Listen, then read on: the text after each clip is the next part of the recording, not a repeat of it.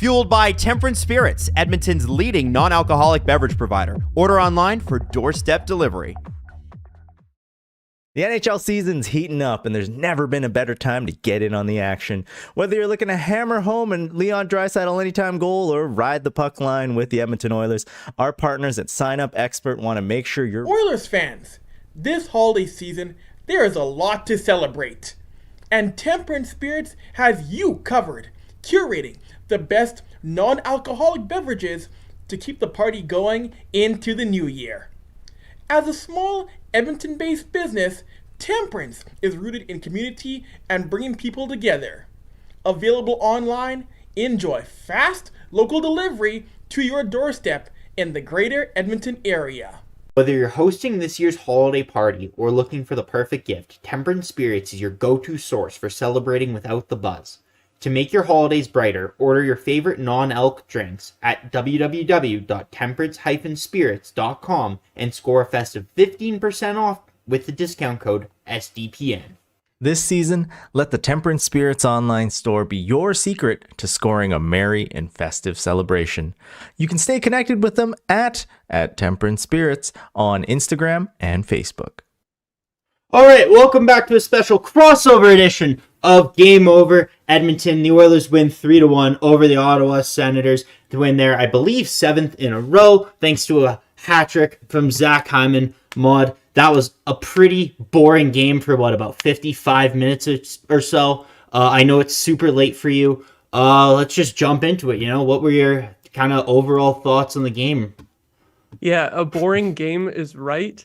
I'll put it this way. I have COVID, and watching this game was more painful than sitting around with COVID from the Senators' perspective. So, rough one here tonight. I am glad to be back on the show, though. Missed the last one because of sickness. So even though it's a crappy one once again for the Sens, that's the trend lately. I'm glad to be back here to talk about it at least. Well, I'm glad you're feeling better. I'm glad you're feeling well enough to come on and talk to me about this game. I'm sorry, you guys. I'm not that sorry you didn't get the result that you wanted. I'm quite happy. The Oilers' record is now 20-15-1 after starting 2-9-1. Being literally dead last in the NHL at one point when they lost to the San Jose Sharks.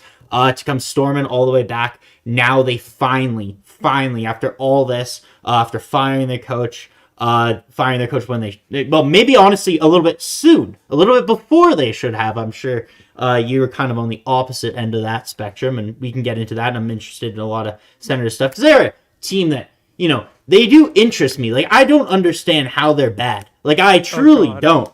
Obviously I'm kind of lucky with the talent I get to watch every single night. Going into this game, obviously Stuart Skinner gets a start for Edmonton. Anton Forsberg gets a start for Ottawa. Once an Oiler, always an Oiler. I thought they were going to get goalied by Anton Forsberg. That's at least what it looked like coming out of the first period, 0-0.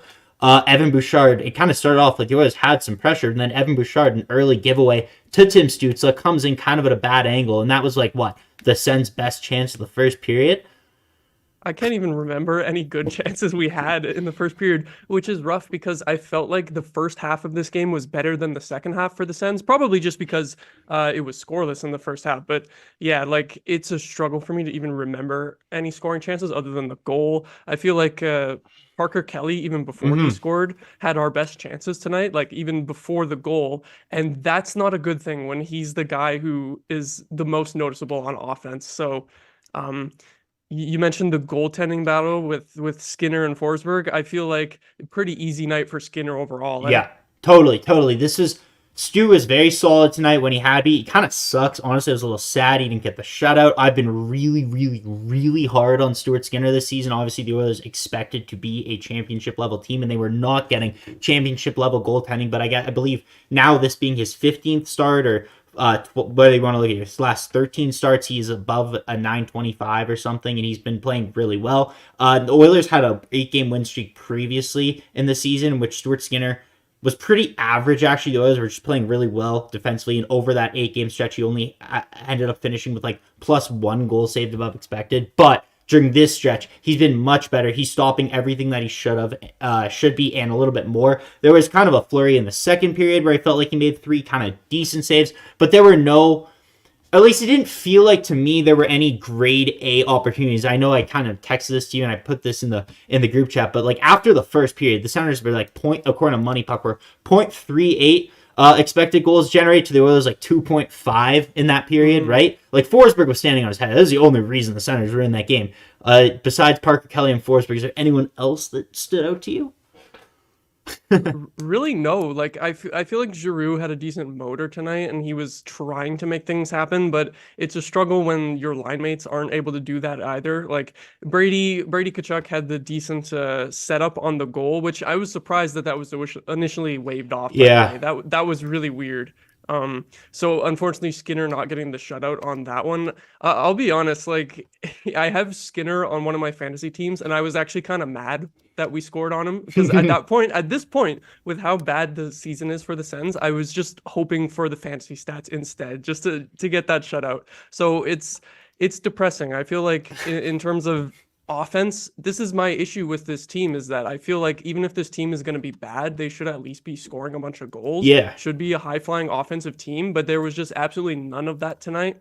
Well, we've had some other games recently where we have been scoring and then, blowing the lead, but we have too many games like this where we just don't generate anything. Well, it felt like to me, it felt like Stützle was generating, but there's just no one around him to finish. Like you see, like the Oilers had a problem earlier on in the season, and I know we're not talking about the game specifically, but like finding line mates for Leon Draisaitl, whether it was Evander Kane on his line or Sam Gagner or whoever, he wasn't able to have a player to play off. And as you can tell by looking at the top 10 points scorers in the NHL. Like Leon's not on that list right now because he never had those players to play off of, and his shooting percentage isn't as high this year as it has been the previous like 5 years or whatever. So, but they now with Warren Fogle and Ryan McLeod, and in this game specifically, again, they're so noticeable, and they're not the biggest names or whatever, but they allow Leon to play off of him, and they allow him to set up in the offensive zone, and McLeod and Fogle are both capable of hanging onto the puck while Leon works himself to another open area to get open, to take a shot, to create a better chance,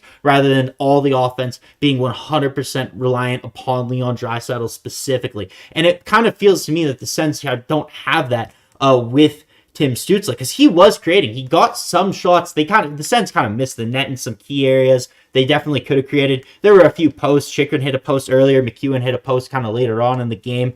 But it just feels weird. Like to me, when I hear the names Giroux, Tarasenko, like to me as an outsider who doesn't really like, I watch the Sens twice a year when they play the Oilers. Like that is it. And when like Vladimir Tarasenko, to me, like felt like he was kind of noticeable. I want to say there was that play earlier on where Matthias Ekholm kind of crushed him from behind, and I thought it was going to be a penalty, but it obviously wasn't, which ended up working. Obviously, it honestly wouldn't have even mattered because in that first period, right after there, and here comes my next question. Evander Kane, kind of careless, is kind of the theme with Evander Kane. You take the good and the bad, the streaky with that guy. He spins around, hits Claude Giroux in the face. Giroux goes down. The Sens get a double minor, and they get nothing on that power play. It was a huge momentum killer. What happened there? When I said earlier that this was a painful game to watch, it was literally right from the beginning of the game, specifically because of that 4-minute power play. I don't know what it is this year, because last year the Sens spent a good chunk of the season ranked in the top 5 for power play, and I think they finished 8th.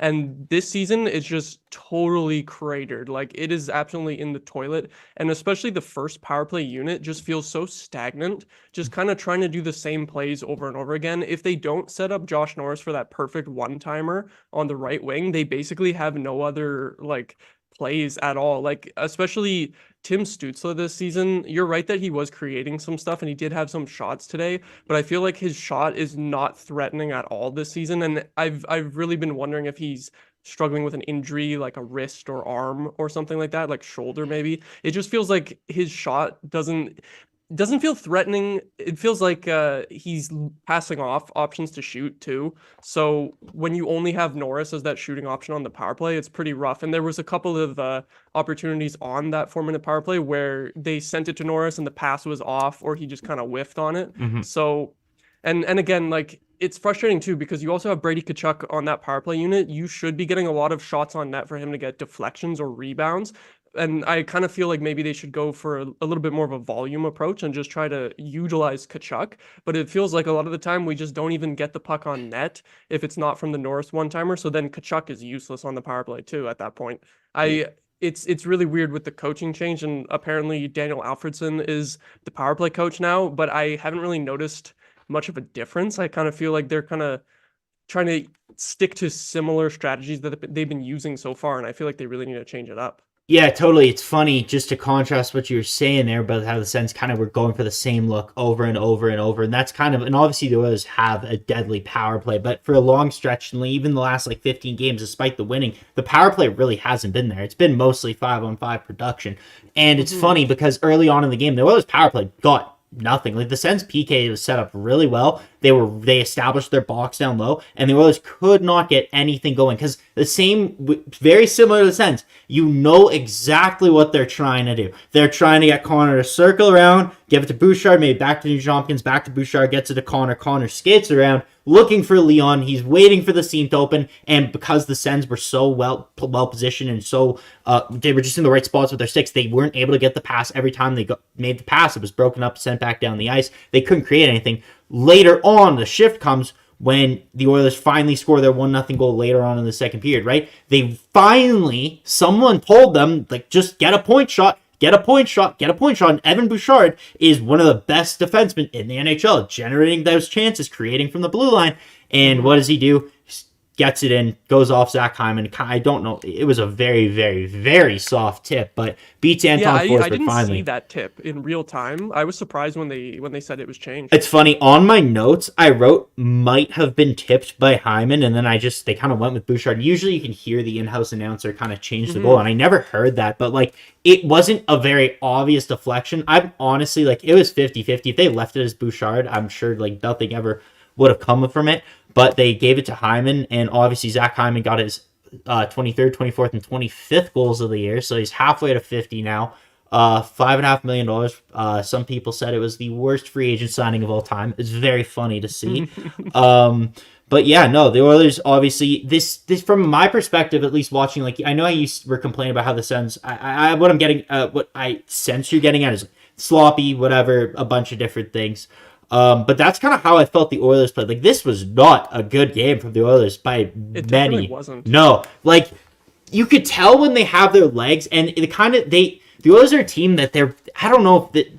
Again, I only watch the Oilers, so it's really tough to say. But they're a team that feels like if they score in the first 5 minutes of the game, then all of a sudden the ball's rolling and the confidence it's going. If they don't, they get really stagnant and they let the other team back into the game. The Oilers are a team that will dominate you for 15-minute stretches. And then all of a sudden for the next 10 minutes, you're like, where'd that go? How is, Parker Kelly and Zach McEwen getting all these chances on Stuart Skinner? But it was a really sloppy game. But the thing is, again, this is the type of game where the Oilers have the talent to kind of sit back and let themselves kind of play into the game, even though it's not really how they're built, not how you want to win long term, obviously. But yeah, it was a really odd game for the Oilers, and I wasn't really happy on a number of fronts. I felt like they weren't necessarily giving up the defensive opportunities that they were against even Anaheim in the last couple games.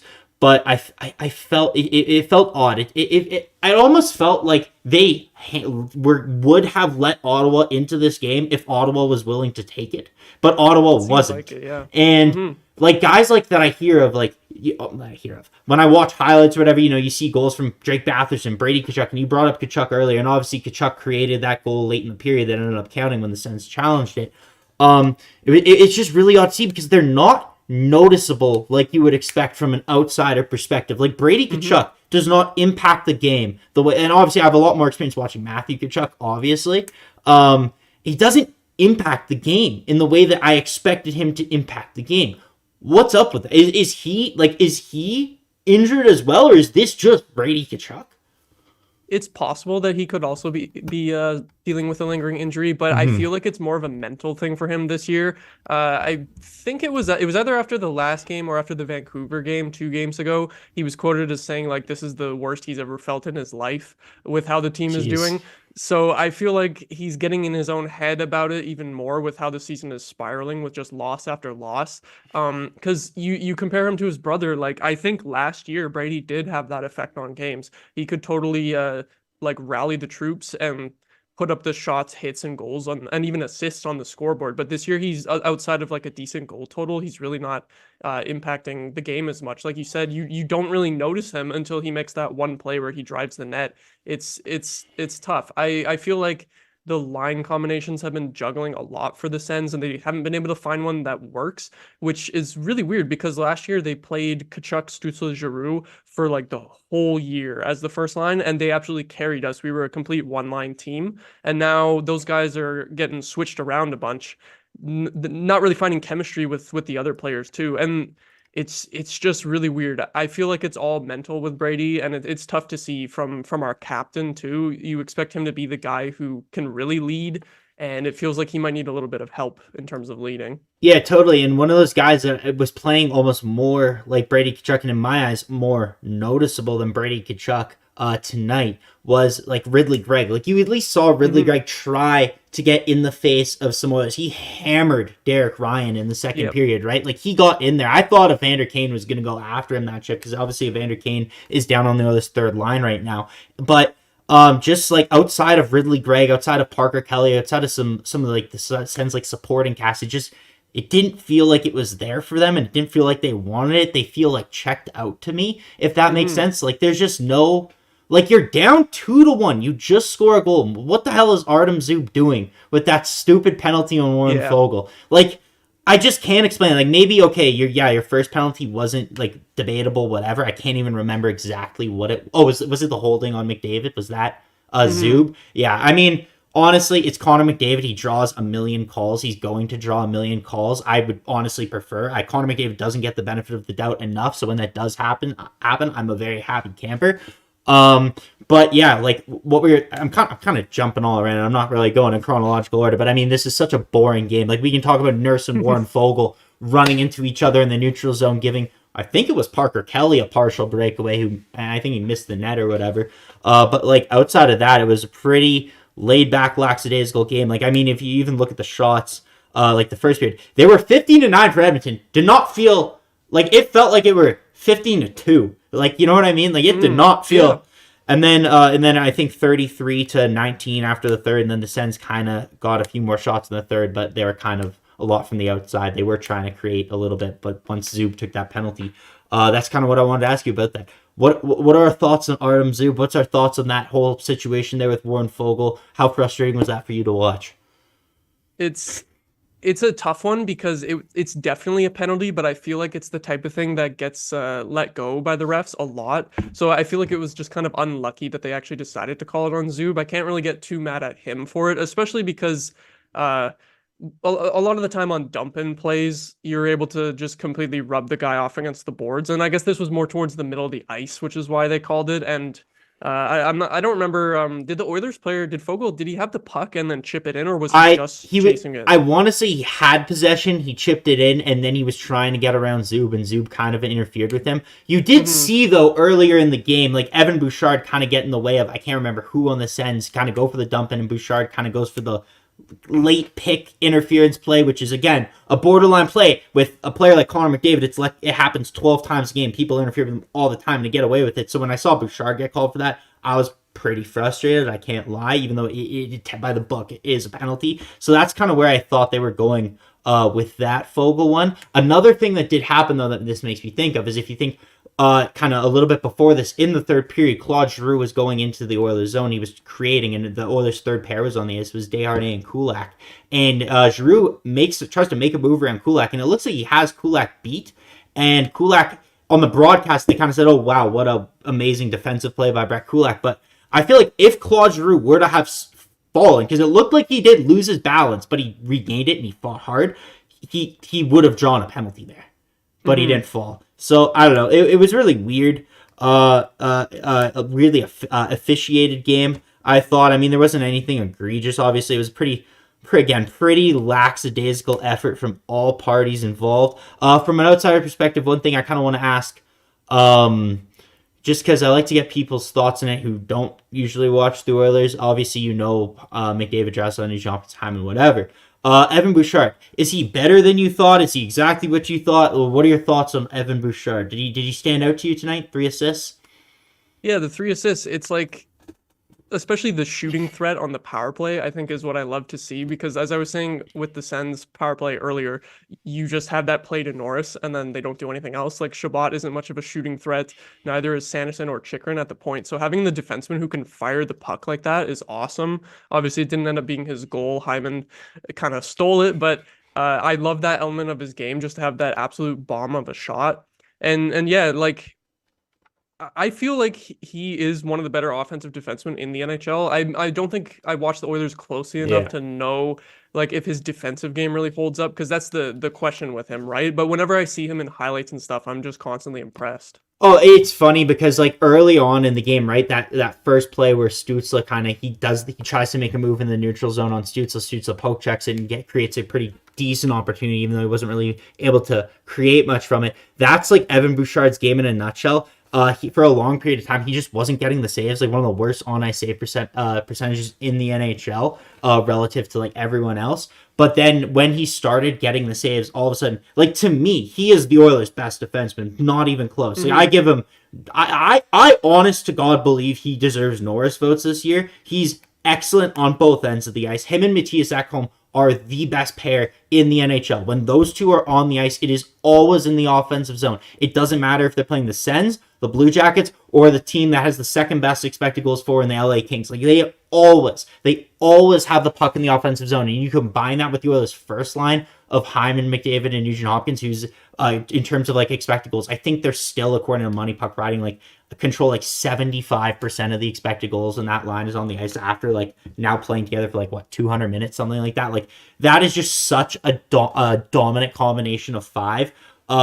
It's really, really fantastic to see. And the biggest thing for us, at least as like Oilers fans, is watching him make moves to the blue line. Like you saw the way he can keep the puck in on the power play is such a game changer. And the way he can create on the power play and get it to Ekholm and keep plays alive, where we're so used to for so long. Even Tyson Barrie wasn't nowhere near as good as Evan Bouchard. Cody Ceci, we still struggle watching him make plays, trying to hold the zone. Like you saw, obviously the most noticeable thing from Cody Ceci tonight was getting hit in the face with a puck, which is kind of just a puck. And I'm shocked the concussion spotter didn't pull her from the game, to be honest with you. It was kind of odd when you lay on the ice like that, like not to come out of the game, but whatever. Even Giroux, when he got hit in the face, he was right back out on that 4-minute power play. So that was a little odd to see. But yeah, Cody Ceci, the Oilers kind of need an upgrade there. That's the one thing. Yeah. I wanted to ask you about Ceci's season, because he is always relevant in Ottawa. Mm-hmm. He is just part of the Senators' lore at this point. So, like, you say they need an upgrade on him. I felt like he was fine tonight, but he's also the type of defenseman that he's never going to be better than fine, right? Yeah, I mean, if he was the Oilers' third pair right shot defenseman, I would have absolutely zero complaints from him. The problem with Cody Ceci is he's stapled to Darnell Nurse, and when he's stapled to Darnell Nurse, he's playing, he played almost 21 minutes tonight. He's put on the, and again, if in defensive zone situations, on the penalty kill, absolutely by all means, sure, whatever.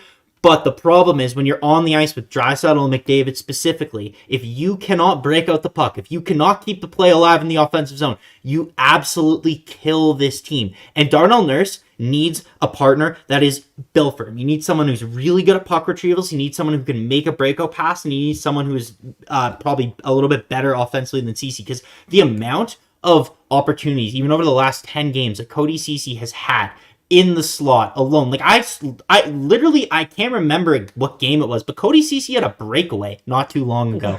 And what the hell? Yeah, exactly. The Oilers put their defensemen, and I know they talked about this on the broadcast, but the way Paul Coffey has kind of changed the Oilers defense is the activation, and the Oilers are like, their defense are much more active. It's a 4-man attack a lot of times. Like there's always a defenseman jumping in on the rush. The problem is when it's Cody Ceci, you can just expect that it is not going to go in the net, which is kind of a huge killer, because they create so much for him. I believe he is the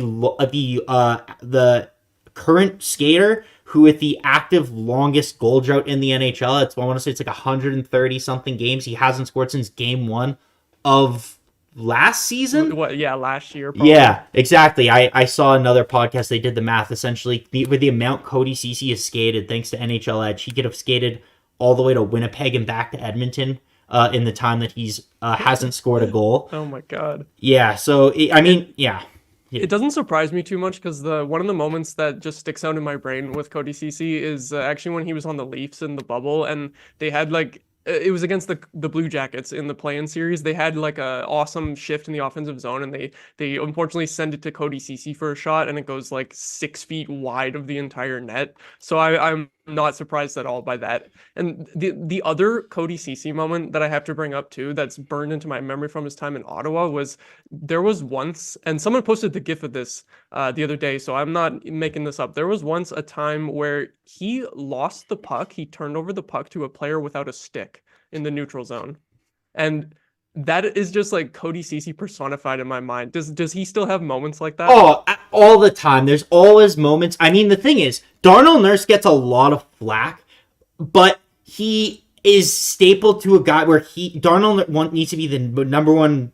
He's paid to be the Oilers' number one defenseman. He needs to be the Oilers' number one defenseman. He tries to do almost too much sometimes, and I think he kind of drags Cody Ceci into that with him sometimes, just just by how much they are on the ice together. And there are so many times you're like, oh, the break! Oh, it's Cody Ceci. What the hell? Oh, Cody Ceci. What? Just shoots it 10 feet wide into the boards, off the net. Oftentimes, he's hitting Derek Ryan in the shin pad somehow with the puck 4 feet wide of the net. But, again, he's solid in the right situations. But, again, in this top pair, and I see people in the chat are kind of, I have no issue with CC. I get that. He's fine. But, again, when you're a Stanley Cup contender, you want someone who's able to move the puck and you want the optimal partner for Nurse, and he is not the optimal partner for Nurse. The optimal partner for Nurse, honestly, is probably Evan Bouchard, but him and Ekholm just work so well together that you don't want to do it. Before we're kind of cruising along real quick here. I mean, there was nothing to talk about for so long in this game.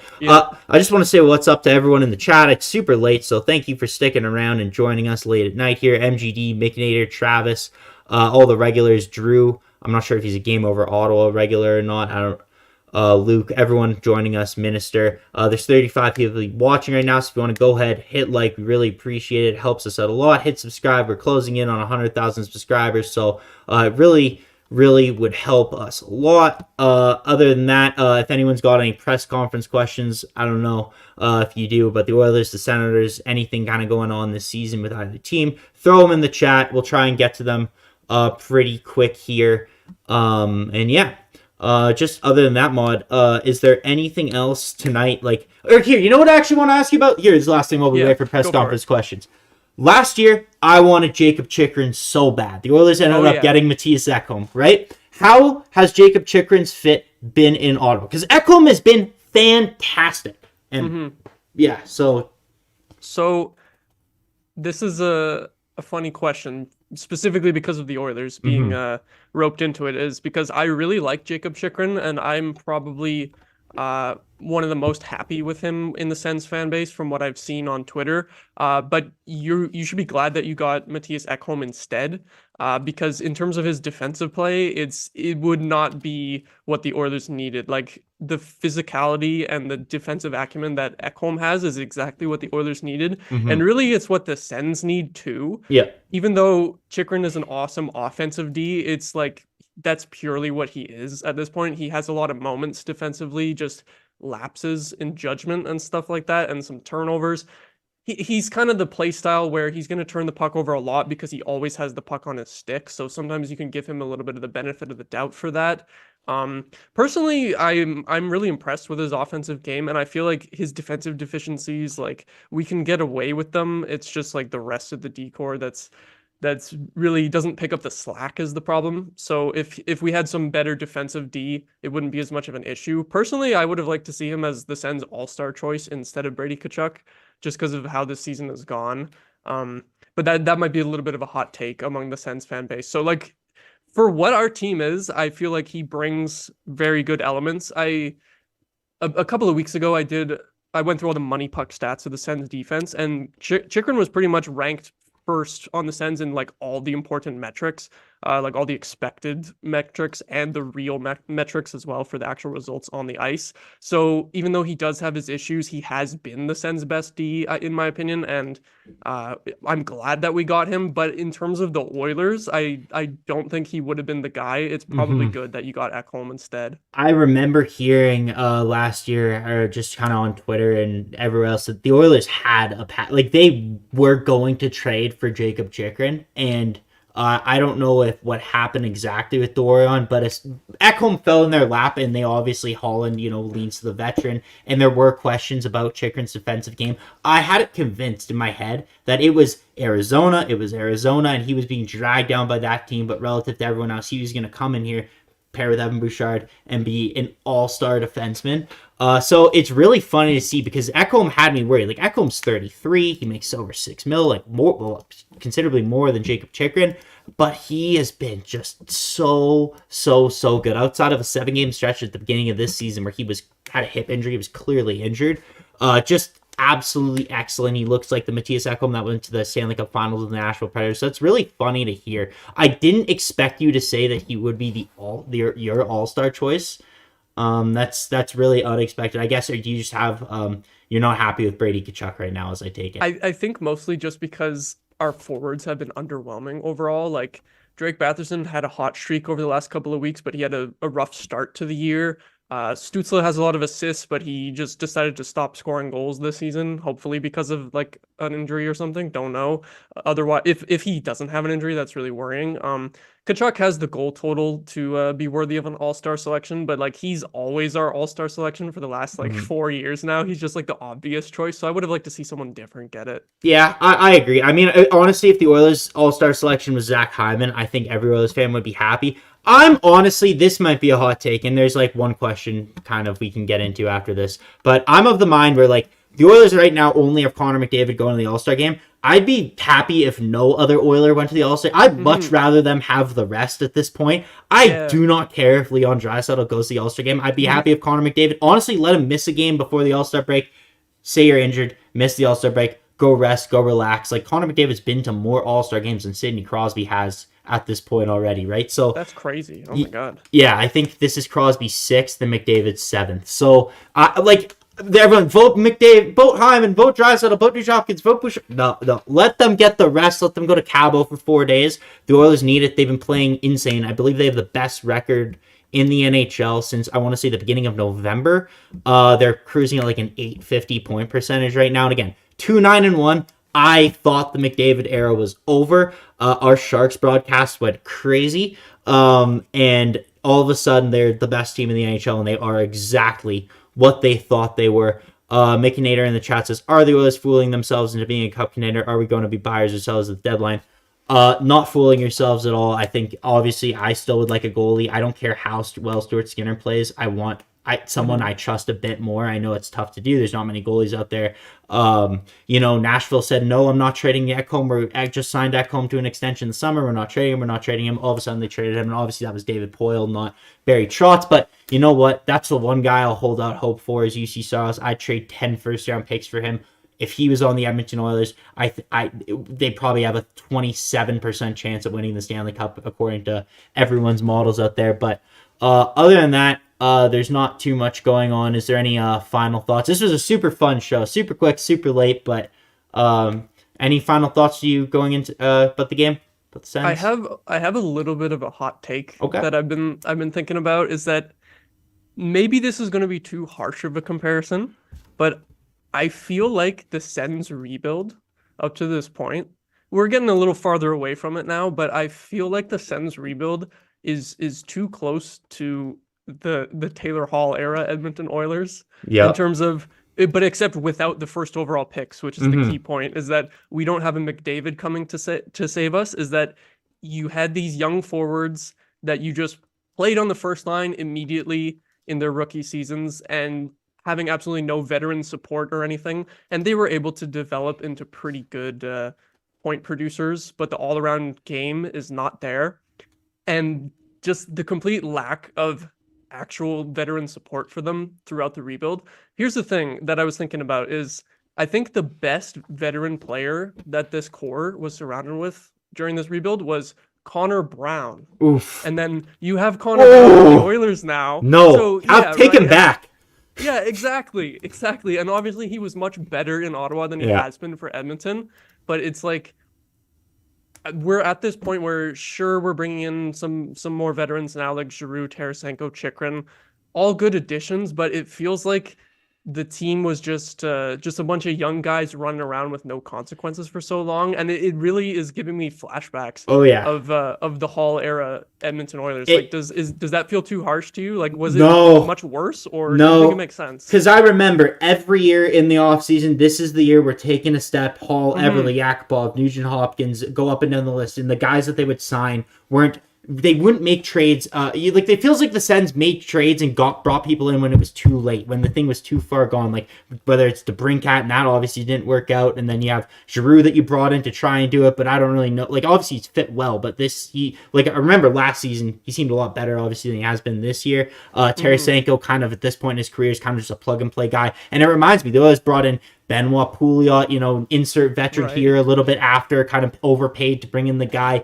Never really worked out. Always ended up in a buyout. One of the few guys who did work out was Andre Sekera. But go back and look at the 13-14 Edmonton Oilers. There are some stars on that team, guys who have now been around the league quite a bit, Everly and Hall specifically. But there was obviously the only guy that's been a constant was Ryan Nugent Hopkins throughout that. And maybe that's your Tim Stutz. Maybe your Tim Stutz is Leon Draisaitl, because that was drafted before Connor McDavid, Leon Draisaitl is a great player in spite of the Edmonton Oilers, not because of the Edmonton Oilers. They did everything they could to fuck up his development. They brought him up as an 18-year-old. They made him the second-line center. He had 1 goal in 33 games, I want to say. He looked completely lost. They burnt the year on his entry-level contract. They sent him down to Prince Albert. He was traded to Kelowna, went on to win the Memorial Cup. Then the next year, they get McDavid. And then they finally send down Leon to the AHL. I can't remember if it was Leon or someone else, but he's in the AHL for 4 games. And then they call him up and they put him in there go. And he ended up having pretty decent chemistry with Taylor Hall. But again, they did everything they could to fuck up the development of Leon Draisaitl. And he has far and away exceeded even the highest expectations for his career. But yeah, no, I see that. With Tkachuk, Batherson, Stützle's kind of the outlier because to me he feels like a good player. Like he feels like someone you can have as your first line center. But obviously you look around even the Sens division, the guys like I know Tampa kind of stinks this year and Boston lost their centers, but for the last number of years like Austin Matthews, Patrice Bergeron, Steven Stamkos, Braden Point, Stützle hasn't been on their level despite being a decent points producer. So I really do think that. That does hit pretty close to home to me, and that makes me feel a lot worse for you. You buy into the hype every year. You think it's going to be good, and then they're 5-5 through 10, whatever the Sens were, and you're just like, oh fuck, here we go again, and it's the same old. Can we claw it out? You win a couple, you feel good, and then it's just another long losing streak. So I know exactly how your pain is. The one unfortunate thing is there is no Connor McDavid coming to you guys. That's got it. And that's tough. But other than that, Maude, it's been fun. I really appreciate you hopping on with me tonight. It's super late, so I'm going to wrap it up here. Again, the Oilers win 3-1 over the Ottawa Senators. Maude, I'm not sure you want to let anyone know when your next game is or where they can find you on Twitter or anything. Yeah, when is my next game? I think the Sens. I don't even. You know what? I don't even know when the Sens play again because I'm getting so checked out at this point that it's like before when I care, it's like I have the schedule memorized for the next couple of weeks. Now we're at the point where it's like I don't even remember. But I think the next game that I'm hosting is like a week from now. So if anyone wants to come hang out for that one, there will be plenty more Game Over Ottawa where we will be continuing to suffer for sure. And on Twitter you can find me at Maude Show. That's MAUDESCHO. Oh, I kind of did you a little dirty there, and while you were saying you don't know where when the Sens next game is, I didn't know when the Oilers next game was, and I pulled up the schedule real quick. The Oilers next game will be against the Chicago Blackhawks in Chicago. They're going on a 3-game road trip. Avery will have all 3 games. Dennis and I will be back after that when the Oilers are back at home. But yeah, So the Oilers next game against Blackhawks, no Connor Bedard, which kind of sucks. Other than that, you can find me at zwheel97 on Twitter. Thank you guys all for joining us tonight. It was a blast. I can't wait till do another one of these crossover shows. Yeah. Awesome. Awesome. Yeah. Have a good night, everyone. Yep. Take care.